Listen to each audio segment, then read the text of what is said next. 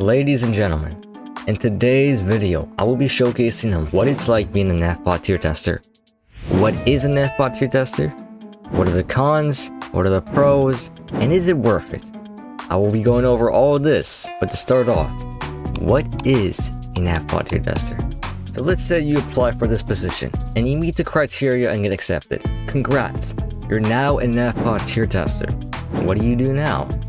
Well, after you read the rules, you are now able to tier test players, and based off their performance, you give them a ranking, aka a tier. That could be low tier 5, high tier 4, low tier 3. That's not all you do though.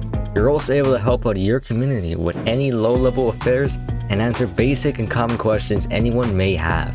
That is essentially what a tester does. What are the cons? I've been a tester for about a month and I've done around 50 tier tests.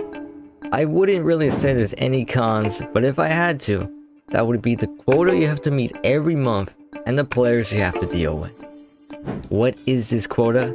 Basically, if you're a tester, you must meet a certain amount of tests per month in order to keep your position. If you fail to meet this requirement, you'll get demoted.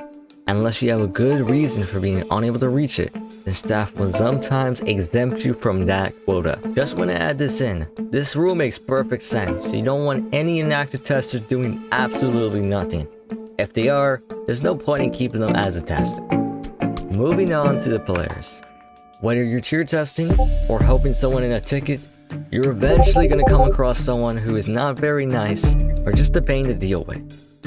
Now, I'm not sure why some of these players are sometimes rude to the testers or just have an ego, but in general, it's honestly not that bad. I've met maybe about 2 to 3, and it's very manageable. Just keep a cool head and you'll be fine. But all in all, the cons are non-existent and it's typically pretty nice. The pros. I'll be moving on to the pros. There's quite a few of them. I'll name the more meaningful ones, but as a tester, if you do a certain amount of tests, you earn points. With these points, you're able to purchase rewards. Kinda like how if you go to Chuck E. Cheese or Dave & Buster's, you'll earn tickets. And with them, you're able to purchase certain items. And sometimes, if you are the top tester for that month, you may be rewarded with Discord Nitro. Is it worth it? Now, is it worth being a tier tester? All in all, it is worth it. There's almost no downside to becoming a tester, and I recommend anyone who meets the requirements. That being low tier 3 and non-toxic, kinda. With that said, thank you very much for watching. If you have any questions, feel free to leave them down in the comment section below. And make sure to subscribe. Touch some grass.